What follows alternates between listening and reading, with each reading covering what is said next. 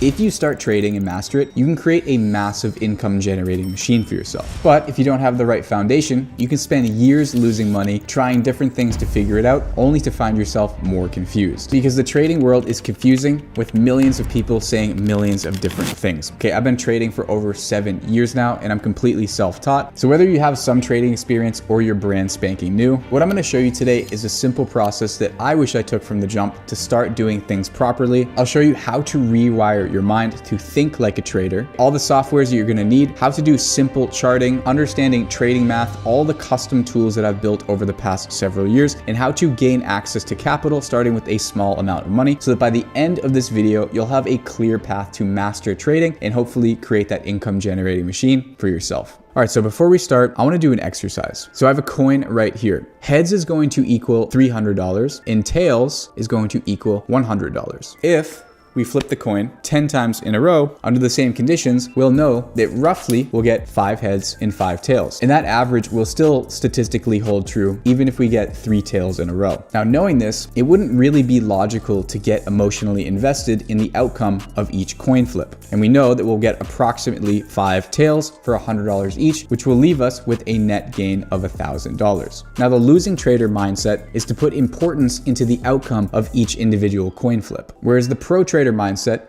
instead will focus all of their effort on keeping the same conditions for the coin flip and tracking on average how much they make after 10 coin flips. Now in trading, this coin flip is going to be equivalent to our strategies and practices. It's all going to come down to winning probability. If you go into trading understanding this exact principle, you're going to be ahead of 80% of other traders when they get started. But that only takes us so far. Now we have to learn how to actually implement this into a trading market. All right, let's get into lesson number 2, where we're going to talk about charting and software. So today I'm going to talk about 3 foundational softwares where basically you can get started trading using these things. First thing is going to be TradingView. Second thing is going to be Excel or Google Sheets. And then the third thing is going to be an exchange. Okay, so personally I trade cryptocurrency, so I'm using either Bybit or Femex as an exchange, but depending on if you're trading Forex or whatever, we just need a means to actually buy and sell. We don't really need to focus on this until more towards the end of the video. All right, so let's hop over into TradingView. You'll notice my chart just has candlesticks on it with nothing else. Okay, this is a big thing for you to understand. And this is something that I've noticed throughout my trading journey, watching people who haven't succeeded and who have succeeded, and what's really helped me personally. Okay, there's so much that you can add to your charts. It's been a long fight. It's been a long fight, and I just had to have a warrior spirit. Okay, there's so many indicators that we do use once we get more advanced, but you have to understand most people start with a process that doesn't work, and then they add extra stuff to their chart in order to try to make it work. Whereas the successful people, and the right way to do this is to have a very simple chart, understand what moves the markets, how to actually trade that, and then as you're starting to see success with the fundamentals of trading, you're adding more to it to complement what already works simplistically. If you're doing the opposite, you're already wrong. You're going to confuse yourself with something called paralysis by over-analysis, and this is how people run themselves down a rabbit hole of never actually being able to understand how to trade. Do not do that. Start simple. I'm going to walk you through the entire process to understand exactly how markets move, how we're going to read these charts,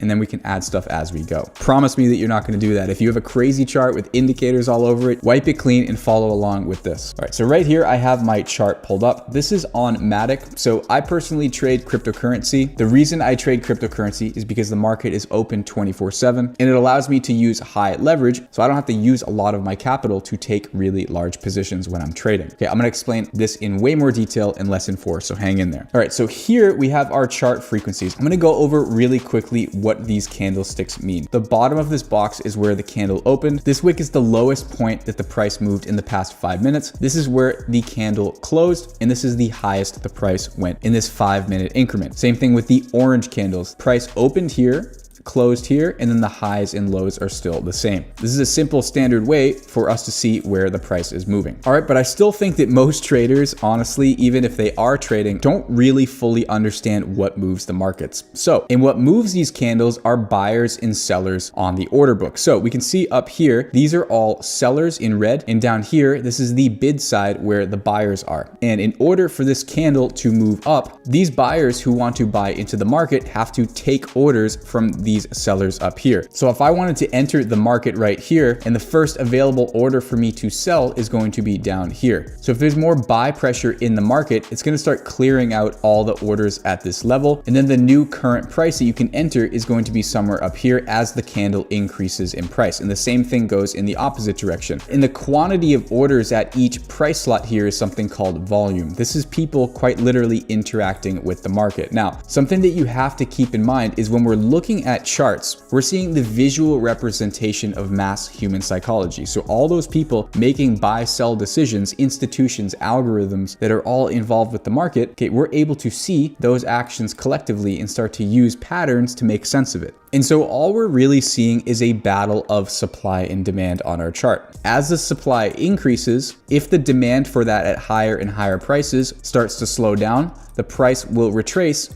until the demand starts to outweigh the supply. And then once the demand is back, the price will continue to move up. So all we're seeing is a big increase of supply and no demand, and then the demand coming back. All right, and one of the key premises of trading is predicting where those supply and demand imbalances will happen before they happen, so we can enter the market and benefit off of those changes. So if we can figure out that, say, this area is going to be a potential reversal area where the demand will start outweigh the supply, we can buy in here, wait for the price to continue moving, and then sell it for a higher price. And that's how you make money as a trader. You're basically trading in the supply and demand and trying to outsmart an entire ocean of other people who also want to buy and sell these instruments for different reasons. So predicting these levels is obviously the golden answer of trading. If you figure out a way to do that and you figure out how to position yourself in the market, then you can make consistent profits. One of the most effective ways to do this is by using trends. So, okay, we can start to anticipate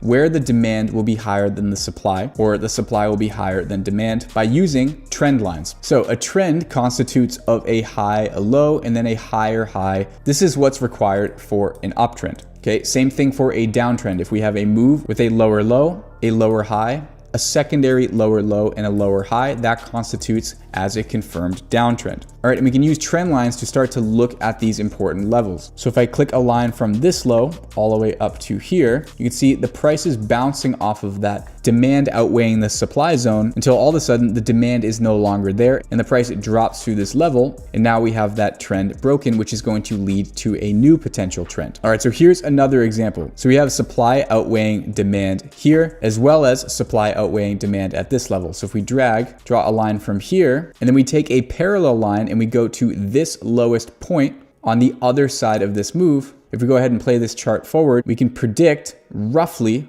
where this price will end up going through before the demand outweighs the supply. We get a response off of that trend, and then we end up making a move higher. So just like our coin flip, we understand that we could get tails and this would keep moving, or we can get heads and we can be right about predicting that supply demand zone and have an opportunity to take a trade. So if we decided to buy, say, 1,000 units at this level and then allow this to play forward, okay, we can end up selling it up here to make a nice profit on the trade. However, one of the biggest mistakes you can make as a beginner is entering your trades, number one, without a stop loss to manage risk, and number two, with a random amount of units. Okay, because 2,000 units of Matic that we got for 83 cents done on something like Ethereum, which costs $2,400 per token, you can see the position size is going to be vastly different. Okay, we just lost theoretically $23,000. So instead of potentially risking $10 on Matic, we just lost $23,000 theoretically on Ethereum. So every time you're entering a position, you need to know where exactly you're entering, where you're going to be taking profit, and where you're going to be selling and leaving the trade if we end up landing on tails, if the trade ends up going against us, so that we can contain those losses. So say, for example, we wanted to buy here, we wanted to take profit here, and we wanted our stop loss to be placed here. Say we wanted to risk $50 on this trade. We need to enter at this specific level with this exact amount of units in order to risk $50 and attempt to make $210. Once again, our heads and tails, the $300 on heads and the $50 on tails is only going to be possible if we're setting our trades up this way from the jump. And here's another big stupid one that I hear a lot of times from other trading influencers, where they say, yeah, you know, if I was really confident about this trade, so I took more size on this one, and I wasn't so confident on this trade, so I took a little bit less size. If you start deciding which setups you're going to put more size into, you're going to directly start making decisions based on your emotions. Okay, instead of following a process and following your simple strategy where it's either I'm taking the trade or I'm not, you're deciding I like this one better, so I'm going to put more money into it. Okay, if that one goes against you, you're going to start thinking, well, oh, the time that I thought the one was going to work out, I put more money into and I lost, so I'm going to find the ones I don't like so much and I'm going to put more money into those, and you'll start running yourself into this stupid rabbit hole. Okay, don't listen to people that are saying things like this. Trading is supposed to be very systematic. The less emotional decision making that you need to make, the more effective of a trader you are going to be. And the way you do that is by following your exact strategy every time. I can't hone in enough on that. Okay, because the closer you can follow your process, the closer you can figure out of 10 trades, how often does my trade hit this full stop loss value? All right, because then it simply comes down to a combination of win rate and the risk factors on your trade. So when I say risk factors, if we consider your risk, which is in this case $50, one risk factor, if this moves up by 3x your risk, that is 3 risk factors. We make $150 on this trade, because then it just comes down to different combinations of your winning percentage, or the amount of times that you are right versus those risk factors that you're making. And you can see, even if you're only right 30% of the time, if you have a 1 to 3 risk reward where you're risking $50 to make $150, you can still come out of that profitable. Okay, so the goal of trading is to use your practice, use your journaling to take more winning trades, so you can be more at, say, a 50-60% win rate at a 1 to 2, 1 to 3, and you can be sitting right in this pocket here. And that's with most traditional trading systems, how you could hit that sweet spot and be able to make consistent profits over time. Get this whole notion out of your head that trading is about being right or being able to predict what's going to happen. Okay, any trader that's saying, oh, I lost a trade, so that's automatically bad, don't listen to those people. There are good trades and there are bad trades. If you make a whole bunch of money on a trade that was really, really risky, even though you made money on it, that's still a really stupid bad trade. If you lose money on a really good setup where you're putting yourself in a position for one of those coin flips, that is a good trade whether you make money or don't. Make sure you get that through your head and don't listen to these other idiots online that are going to say things like this. All right, let's move into lesson 4, and I'm going to explain to you access to capital in using leverage, which is going to allow you to start trading with a lot less money, but also if you know how to do it properly, it's also no more implied risk. So let's go back to our Matic example here. By the way, if you want to use this position size calculator, go into the description and join our Discord. All right, we have a whole free section of our Discord where you can chat with other traders. Okay, we put out trade ideas from the private side of our trading team that you can follow along with to get yourself started. But if you go into this resources and learning section here, you can click on this link. And not only are you going to get all my trading view indicators, but you're also going to get a ton of other resources that we put together in a one-stop shop. So you have everything that we talk about in other videos and to get yourself started trading the right way. So let's go back to our Matic example. Say we wanted to buy here, take profit here, and sell here. Say we're beginners. We want to risk a really modest amount of money. So $25 on that trade. Okay, even only risking $25 on this trade, we're required to enter still with 1,831 Matic tokens at a price of 0.83, which is going to cost us $1,529. So once again, risking $25 requires us to have $1,500 worth of capital without the use of leverage. But say we add 10x leverage to this. That will drop the capital requirement for the trade down to $152. All right, so for example, if I go over to Matic and put in my 1831 units, you can see without leverage, this is going to cost me about $1,400. If I increase the leverage, say to that 10x leverage, now the cost of this position is going to be $145. But this is also going to increase the amount of fees that you need to pay on the trade. So if you're paying a 2% commission, that 2% commission is still going to be coming off of the total actual cost of the position, not just the cash requirement to enter it. So that's something to keep in mind for moving forward. Okay, but leverage is going to allow you to take really normal size trades, and it's really no more risky so long as you're still calculating your positions to risk a certain amount of money. All right, but you shouldn't even be using an exchange or leverage until you complete lesson 5, which is what we're going to talk about next, which is going to be journaling, practicing your trades so that we're able to scale our accounts. Okay, so say we've taken our trade risking $50, we make a 1 to 3, so we made $150 on this trade. You should immediately be screenshotting this trade to track it, taking a screenshot of that chart and journaling in the date of entry, the ticker, whether it was a long or short, how much money you made or lost on the trade, and any notes that you want to take on the setup. That way you have a log of all of the decisions that you've made, all the trades that you've taken, and you know over a certain amount of trades, over a certain amount of coin flips, how much money you actually made, what percentage of the time did you make or lose money, and how many total trades did you take. Okay, so I built this custom spreadsheet as something very simple that you guys will get access to if you get this Inevitrade Trader suite of tools. This is the only way that you'll be able to have the proof of concept and know that your trading is actually working out, because until you have the proof of concept, until you know that your trading is working, it doesn't really make sense to hop onto an exchange and start using real money if you don't have the proof of concept that your trading works. If you're not practicing and being profitable with your strategies, then you shouldn't be putting money into the market at all. That should be the last step that you do. Okay, what I will say, once you are proficient and you are starting to see some results, don't hang out on the sim account too long, because it's going to make you complacent and it's not going to get you set up for success. Trading the real markets, trading real money with real money on the line is much different than trading with practice accounts. And a good way you can do this a lot faster than just waiting for the market to set up with real trades is something that you've seen me doing throughout this whole video, which is this bar replay button right here. So what I like to do is, regardless of the system I'm trading, I can click on a random coin. I can go back, say to where I don't even remember, like I'm not really looking at the chart, and I can just click in a random area. All right, and once I've clicked in a random area, I can just be doing my simple analysis, right? So you can be following your strategy here. You can play this trade forward, seeing what would have happened. So say we drew our analysis here. If I wanted to use my position size calculator, I can put my entry here, my take profit here, my stop loss outside here, put $100 of risk, hit apply. This will show me my quantity 3.5. So then I can go in here and type in 3.5 and hit sell. All right, so say we're up $266. We take profit off of there. Okay, so now you take a screenshot of that. So then you go over to